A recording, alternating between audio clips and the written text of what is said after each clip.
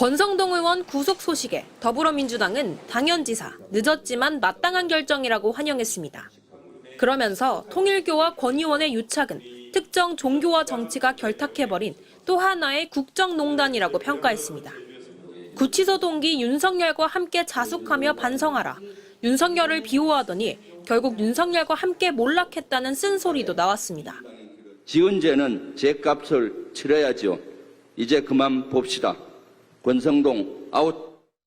소속 의원 구속에 국민의힘에선 참담하다며 사법부가 알아서 드러누워 안타깝다며 법원을 원망했습니다. 지도부를 긴급 소집한 장동혁 대표는 특검의 여론몰이식 수사에 법원이 협조한 꼴이 됐다며 그냥 야당인 것이 죄인 시대라고 주장했습니다.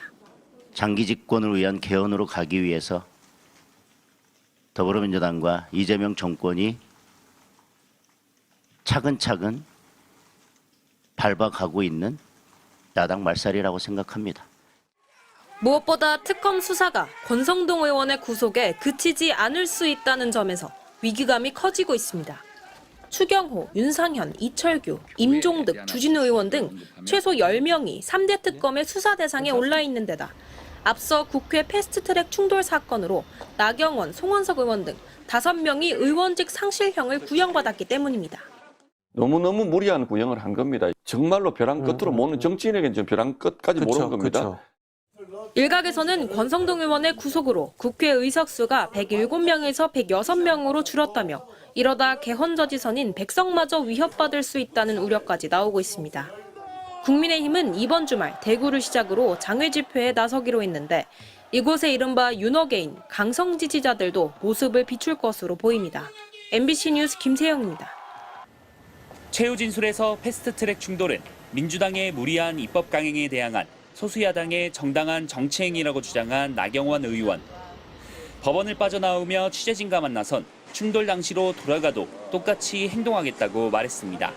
그 당시로 다시 돌아간다고 해도 당연히 그 당시 이 사건 우리 기소된 내용을 행했을 거라는 말씀을 드립니다. 어떻게 보면 나 의원을 포함해 현역 의원 5명에 대해 의원직 상실형이 구형되자 국민의힘은 즉각 반발했습니다. 야당을 없애고 정권을 연장하고 대한민국을 일당 독재로 만들겠다는 그 야욕에 검찰도 부와 내동하고 있는 것이라고 생각을 합니다. 재판부에는 무죄를 선고해야 한다고 으름장을 놨습니다. 재판부가 정치적 압력이나 편향에 흔들리지 않고 헌법과 법률의 원칙에 따라 무죄를 선고해 주시기를 강력히 촉구합니다. 반면 법력권은 사필 규정이라며 법원이 실형 선고에 나서야 한다고 촉구했습니다. 사필 규정입니다. 이번 사건이 벌금형이나 집행유예로 끝난다면 사법부는 폭력과 불법을 제도화하는 전례를 남기게 될 것입니다. 앞서 나경원 의원의 법제사법위원회 간사 선임과 관련해 갈등을 빚었던 민주당은 국민의힘을 향해 나 의원에 대한 간사 추천을 즉시 철회하라고 요구했습니다. 법무부, 대검찰청, 대법원 등을 피감기관으로 두고 있는 법사위 간사에 나경원 의원이 선임되는 것은 심각한 이해충돌로 결코 있을 수 없는 일입니다. 나 의원 등 국민의힘 전현직 의원들에 대한 패스트트랙 충돌 사건 1심 선고는 오는 11월 20일 나올 예정입니다. MBC 뉴스 고병찬입니다.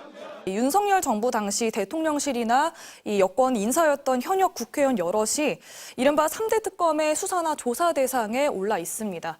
우선 윤상현 국민의힘 의원과 이준석 개혁신당 의원은 공천 개입 의혹과 관련해 또 김선교 국민의힘 의원은 서울 양평고속도로 종점 변경 특혜 의혹과 관련해 김건희 국정농단 특검의 압수수색을 받았고요.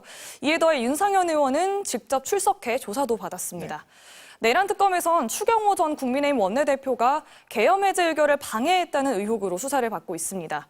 임종득, 이철규 국민의힘 의원은 이른바 VIP 경로설과 임성근 전 사단장 구명로비 의혹에 대한 순직해벽 특검의 압수수색을 받았습니다. 이제 시작인 것 같다는 국면인 것 같은데요. 자, 법조팀 구민지 기자 잘 들었습니다.